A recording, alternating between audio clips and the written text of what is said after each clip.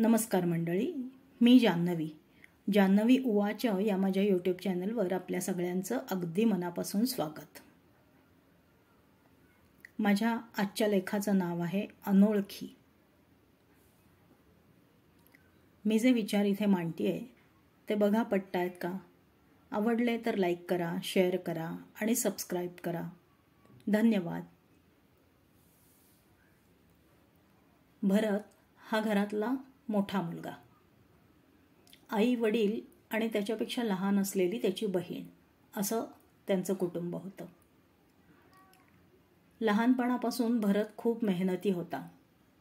यश मिळवण्याकरता तो जीवाचा आटापिटा करत असे.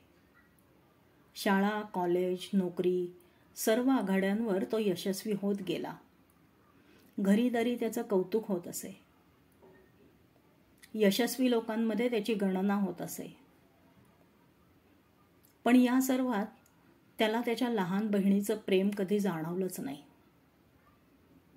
म्हणजे तो तिच्याशी कधी वाईट वागला नाही, पण तो व्यवहारी असल्यामुळे त्याला बहिणीच्या प्रेमाचा ओलावा कधी जाणवलाच नाही. पुढे त्या दोघांची लग्न झाली, मुलं झाली. दोघा बहीण भावंडांचं एकमेकांकडे जाणं येणं चालू होतं. जेवणावळी झडत होत्या. छोट्या छोट्या सहलींना ते आपापल्या कुटुंबांना घेऊन जात असत. भाऊबीज, राखी पौर्णिमा दणक्यात साजरी होत असे. आणि काही वर्षात त्यांच्या डोक्यावरचं पितृछत्र हरपलं. भरत नेहमी म्हणत असे, माझ्या जीवात जीव असेपर्यंत मी आई आणि बहीण यांची काळजी घेईन. तसं वचन मी वडिलांना त्यांच्या शेवटच्या दिवसात दिलं आहे. त्याप्रमाणे त्याने आईची शेवटपर्यंत काळजी घेतली. पण अखेर आई देखील गेलीच. आणि नंतर काय झालं काही कळलंच नाही. बहीण भावांमध्ये अंतर पडू लागलं. हळूहळू ही दरी मोठी होऊ लागली. आणि एक वेळ अशी आली की फक्त लग्न कार्यात किंवा काही वाईट प्रसंगातच हे बहीण भाऊ भेटू लागले.